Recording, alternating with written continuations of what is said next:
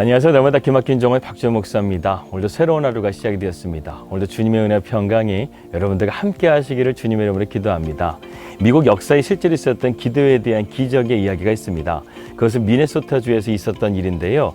1874년부터 77년까지 약 3년간에 걸쳐서 심한 가뭄과 메뚜기떼의 공격으로 농작물은 전멸하고 대경제공황까지 이르게 되었다고 합니다. 그런데 어느 날 주지사 필스베리 씨는 모든 주민에게 감사의 기도의 날을 선포했다고 합니다. 농작물은 전멸하였으나 우리의 몸은 아직 살아있고 앞으로도 기회는 얼마든지 있기 때문에 우리가 하나님께 기도할 수만 있다고 한다면 하나님께서 우리에게 놀라운 기적을 베풀어 주실 것이라고 그렇게 믿고 감사의 기도를 드리자고 한 것이었죠.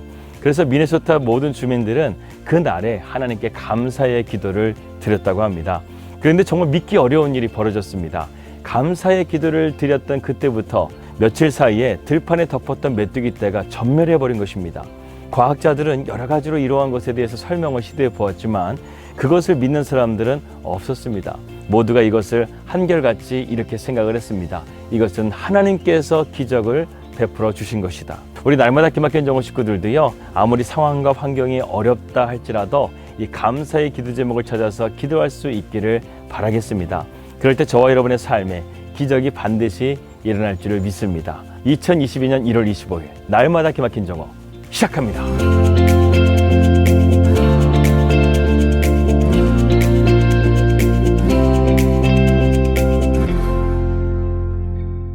말씀 들어가도록 하겠습니다. 우리는 계속해서 다니엘서의 말씀을 함께 살펴보고 있습니다. 다니엘서 2장은요, 총 49절로 되어져 있을 정도로 긴 절을 할애하고 있는 장입니다. 이 긴 내용의 핵심은 이것입니다. 하나님께서 이제 다니엘을 역사의 중심 인물로 레드카펫으로 내보내시는 그런 사건을 전개하고 있습니다.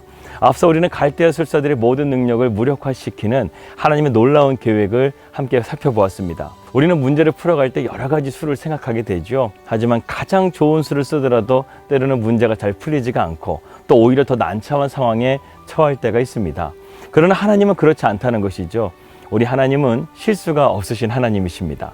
우리 하나님은요, 완벽한 수를 가지신 하나님이십니다. 그렇기 때문에 하나님의 그 한 수로 인해서요, 지금 바벨론의 뛰어난 술사들과 술객들이 손도 못 쓰고 지금 왕의 명령에 의해서 지금 학살을 당하고 있는, 죽임을 당하고 있는 상황 가운데 처해 있다는 것입니다. 사실 이들은 느부갓네살 왕을 도와서 이 바벨론 제국을 세운 1등 공신들이었습니다. 그런데 지금 느부갓네살 왕이 이 꿈 때문에 지금 이성을 잃고 이들을 죽이고 있는 것이죠. 한마디로 말해서 나라가 금방 망할 수밖에 없는 징조를 보이고 있는 것이었습니다. 만약에 하나님께서 바벨론으로 하여금 이스라엘 백성들을 다스리도록 허락하지 않으셨다고 한다면요, 이것은 오히려 포로된 나라로서 희소식이 아닐 수 없죠. 바벨론이 붕괴되어지게 되면 이스라엘의 해방도 빨리 올 수도 있었을 것입니다. 하지만 그것은 하나님의 뜻이 아니었다는 것이죠. 하나님은 다니엘을 통해서 나라가 망하는 것을 지금 막게 하시고 있는 것입니다.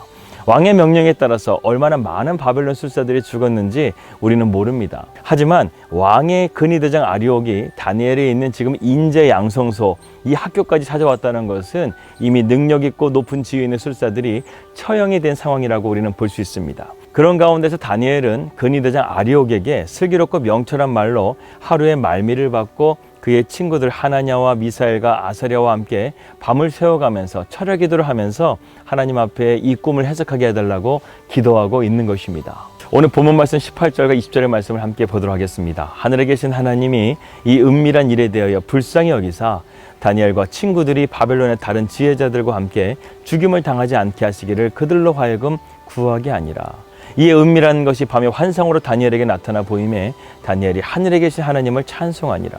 다니엘이 말하여 이르되 영원부터 영원까지 하나님의 이름을 찬송할 것은 지혜와 능력이 그에게 있음이로다. 1장에서 우리는 다니엘과 세 친구들이 뜻을 정하여 왕의 음식을 먹지 않고 거룩함을 지킴을 통해서 하나님께서는 그들에게 은혜를 베풀었을 뿐만 아니라 그들에게 모든 학문과 이치를 깨닫게 하는 지혜를 10배나 주시고 다니엘에게는 하늘의 계시를 깨닫는 영감을 더해 주셨다고 말씀하고 있습니다. 이제 다니엘은요, 자신에게 주신 능력을 사용할 수 있는 기회가 주어졌다는 것이죠. 그러나 아직 다니엘은 이 능력을 한 번도 사용해 본 적이 없었다는 것입니다. 지금 하나님께서 레드카펫을 깔아주시면서 다니엘아, 내가 너에게 준 능력을 한번 사용해봐.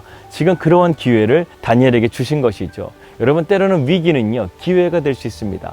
하나님께서 나에게 주신 능력이 무엇인가를 확인할 수 있는 기회가 될 수 있다는 것입니다. 그렇다고 한다면 다니엘이 드린 이 18절에서 20절에 드리는 기도가 어떤 내용인지를 우리가 한번 살펴보도록 하겠습니다. 첫 번째, 다니엘의 기도는요, 목숨을 구하는 기도였다는 거예요.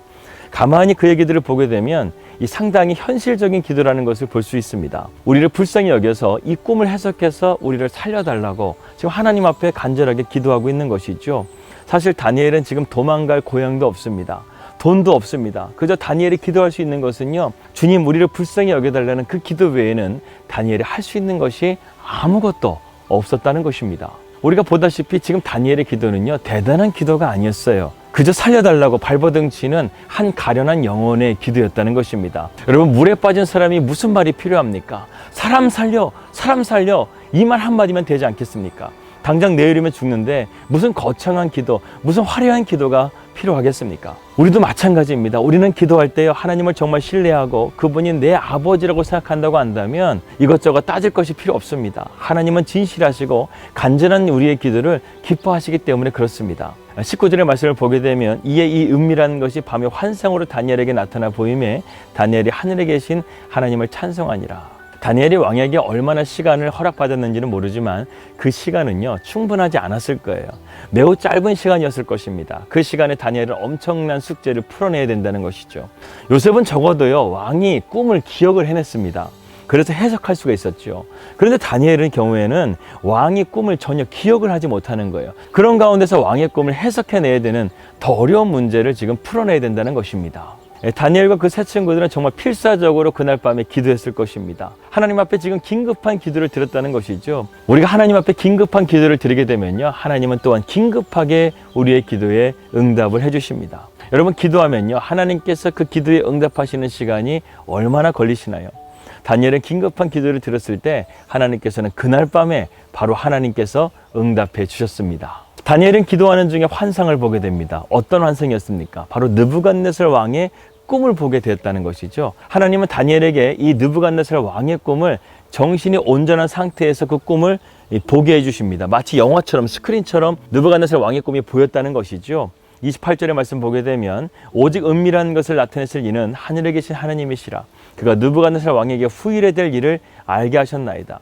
왕의 꿈, 곧 왕의 침상에서 머릿속으로 받은 환상은 이러하나이다. 이렇게 지금 다니엘이 말하고 있습니다. 여기서 왕의 침상에서요, 머릿속으로 받은 환상이라고 말하고 있는데 그것은 무슨 말입니까? 다니엘이 지금 하나님이 이 느부갓네살 왕에게 꿈을 넣어주는 것까지 보았다는 것입니다. 정신이 온전한 상태에서 지금 느부갓네살 왕이 꿈을 꾸는 것을 마치 영화를 보는 것과 같이 보았다는 것이죠. 그런데요, 하나님께서는 지금 이 꿈을 다니엘만 해석할 수 있도록 이 꿈에 대해서 잠근 장치를 잠가 놓으셨다는 것입니다. 그래서 아무리 바벨론에 뛰어난 술사들이라 할지라도 이 꿈을 해석해낼 수가 없었다는 것이죠. 우리는 이 사건을 통해서 하나님의 뜻 두 가지를 살펴볼 수가 있습니다. 첫 번째로는 다니엘과 그의 친구들을 구원하시는 구원의 하나님을 바라볼 수가 있고, 두 번째는 다니엘을 바벨론의 최고의 자리로 높여주시고자 하시는 하나님의 선하신 뜻이 이 가운데 있다라는 것입니다. 바로 이것을 위해서 다니엘에게 하나님은 하늘의 꿈과 환상을 깨닫게 해주시는 영감을 더하여 주신 것이죠. 그래서 그는 왕의 꿈을 통해서 하나님의 크신 계획을 엿보는 복을 누리게 되었습니다. 느부갓네살 왕은요, 당대 최고의 힘을 가진 왕이었습니다. 그러나 영적인 것을 아는 지혜는 그에게는 없었다는 것이죠. 왜냐하면 영적인 것이라는 것은 하나님의 영이 충만한 사람만이 깨달아 알 수 있는 것이기 때문에 그렇습니다. 그래서 고린도전서 2장 11절에서 12절 말씀 보게 되면 사람의 일을 사람의 속이는 영 외에 누가 알리요?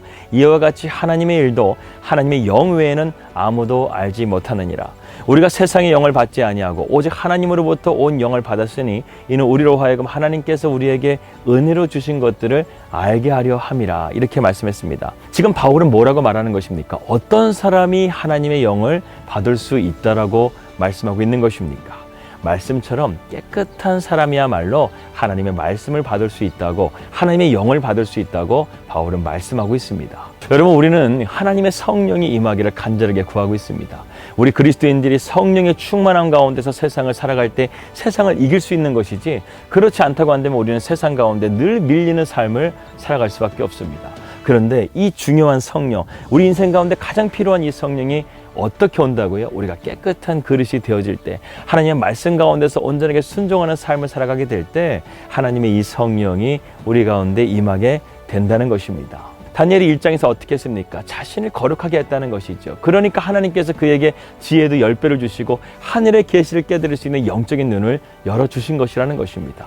저와 날마다 기막힌 정원 식구들도 이러한 하나님의 성령의 충만함을 받을 수 있는 깨끗한 그릇이 되시기를 주님의 이름으로 기도합니다. 드디어 다니엘은 느부갓네살의 꿈과 그 꿈에 대한 해석을 깨닫게 되었습니다. 이 꿈은 정말 비범한 꿈이었습니다. 하나님의 경륜을 볼 수 있는 꿈이었습니다.